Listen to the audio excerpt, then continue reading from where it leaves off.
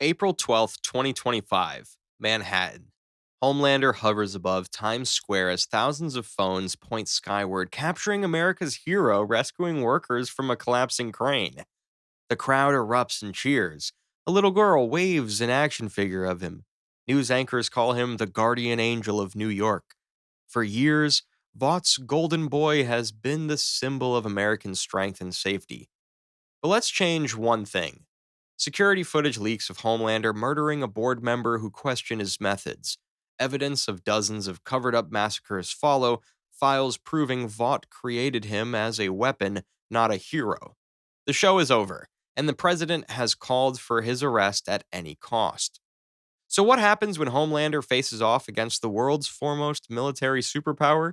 Can he tear through branch after branch of firepower, or is he just one hero against a nation? At 11 a.m., Homelander explodes through Vaught's Tower's reinforced walls and hovers above Madison Avenue. The first responders are six NYPD officers who happened to be parked outside. They see Homelander's eyes glowing red and instinctively draw their Glock 19s, firing 9mm rounds that carry about 500 joules of energy, enough to punch through a car door. Against Homelander's skin, however, they are useless. He doesn't even blink as brass casings rain onto asphalt. 2 blocks away, an NYPD emergency service unit hears shots fired and floors it. ESU, New York's SWAT team, arrives with M4 carbines firing 5.56mm NATO rounds at 3,000 feet per second. These bullets deliver 1,800 joules, over 3 times more powerful than a 9mm, enough to defeat level 3 body armor. The officers empty their magazines, 30 rounds each. Again, Homelander is uninjured. Homelander's eyes ignite. Red beams slice through an NYPD's cruiser's engine block, and the car detonates, flipping onto its side. The heat vision tracks melting through a fire hydrant that geysers water 40 feet high. Officers dive behind concrete barriers that split like butter under the beams. In under 5 seconds, 3 cops are down, 2 vehicles are destroyed, and the rest are retreating. At 11:10 a.m., the first real military asset responds. A New York National Guard infantry squad that was running drills at the Park Avenue Armory just 3 miles away when the alert came through. Their Humvees scream through red lights, arriving to find NYPD medics dragging wounded behind cover. The guardsmen deploy. 2 soldiers set up an M240 machine gun that spits 7.62mm rounds at 850 per minute. Another shoulders an AT-4 rocket launcher. On the Humvee turret, a gunner swivels the M2 Browning, the legendary Madus 50 cal that's shredded enemy positions since World War II. Each round hits like a sledgehammer with 18,000 joules of force. The M2 opens up first. Tracers streak toward Homelander floating 30 feet up. But in season 2 of The Boys, we see Homelander let Stormfront blast him point blank with electricity that could tear through concrete walls just to prove a point, meaning the rounds that killed Taliban fighters behind walls and destroyed trucks in Iraq spark harmlessly off his chest. The AT-4 gunner fires an 84mm warhead at 950 feet per second, designed to penetrate 17 inches of rolled steel armor. It detonates against Homelander's torso in a fireball that shatters windows for 3 blocks. But in the comics, Homelander stood in an experimental chamber reaching temperatures that would burn humans to ashes and walked out annoyed.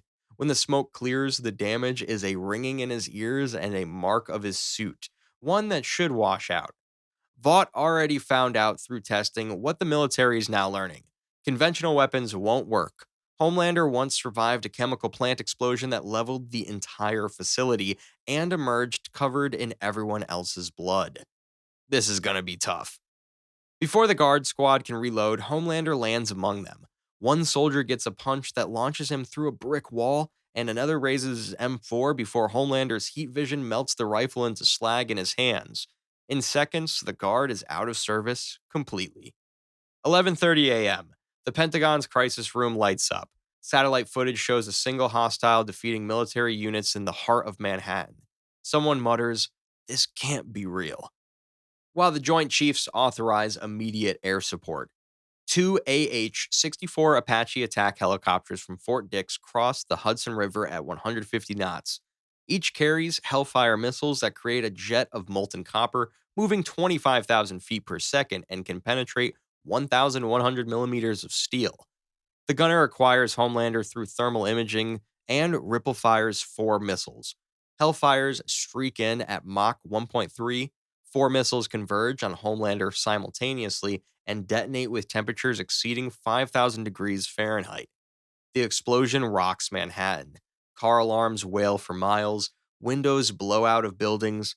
When the smoke clears, Homelander hovers at the epicenter, his suit now charred but his skin unmarked. Soldier Boy once tanked an oxyacetylene torch at 6,300 degrees Fahrenheit without flinching, and Homelander outmatches him.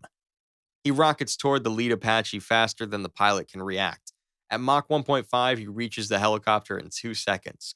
He rockets through the cockpit glass and tears a hole out the other side. The Apache spirals down, exploding against an office building behind him. The second Apache is hit with Homelander's heat vision. The beams slice through the rotor assembly, dropping the helicopter in a ball of flames. 12 p.m. F-16 Fighting Falcons from the New Jersey Air National Guard arrive at 30,000 feet. Behind them, F-22 Raptors supercruise from Langley at Mach 2. Within minutes, 8 fighter jets circle Manhattan. The rules of engagement are simple, weapons free. An F-16 locks Homelander from 5 miles out and fires an AIM-120 AMRAAM. The missile closes at Mach 4. Its 40-pound warhead designed to shred aircraft. Homelander hears the incoming shriek and turns to face it. The proximity fuse detonates 10 feet away, spraying tungsten shrapnel in a lethal cone. For the first time, Homelander staggers. A piece of shrapnel moving at hypersonic speed has left a thin cut on his cheek. The military has finally managed to draw blood. When Queen Maeve fought him, she managed to puncture his eardrum with a metal straw, proving his inner tissues are more vulnerable than his skin. So while these missiles aren't piercing him, the repeated concussive blasts are adding up inside. The president, monitoring from the Situation Room, authorizes the next escalation. A B 2 Spirit bomber already airborne from Whiteman Air Force Base adjusts course for New York. In its bomb bay, a GBU 57 massive ordnance penetrator, the MOP, 30,000 pounds, designed to obliterate underground bunkers through 200 feet of concrete. At 12:15 p.m., the MOP releases from 45,000 feet and is traveling faster than the speed of sound by the time it nears him. Homelander looks up to see a massive dark shape plummeting towards him. He dives, but not fast enough. The detonation is visible from space. 11 tons of TNT equivalent erupts above Midtown, a miniature sun that turns windows into powder across half of Manhattan. The shockwave flattens trees in Central Park as a mushroom cloud rises above. A figure falls from the smoke. Homelander crashes through a parking garage, tumbling through 3 concrete floors before stopping. His suit is tattered. His skin is burned and bleeding, and one arm hangs at an unnatural angle. For any normal being, this would be death. For Homelander, it just means he's actually hurting. He stands, his bones audibly snapping back into place. Half his face is charred, one eye swollen shut, but his Compound 5 healing is already at work. The military has one option left. 10 miles off the coast, the USS Virginia receives authentication codes. A submarine-launched ballistic missile breaks the surface carrying a W-76 thermonuclear warhead. 100 kilotons, not the strongest in store, but 6 times what devastated Hiroshima. In the comics, Vaught's scientists confirmed that nothing short of a nuclear weapon could kill Homelander, and the president has just authorized one on American soil. Or has he? Dropping a W-76 in New York would result in nearly 600,000 fatalities and over 1 million injuries. So what would you do? Either way, Manhattan looks like a war zone. Hundreds are dead, thousands are injured at least, and there's billions in damage. So the government could kill him, but only certainly with nuclear weapons, and that opens up a whole new can of worms. That's all I had. If you want to see what happens when Iron Man fights at Pearl Harbor, click the video on screen now. Thanks for watching.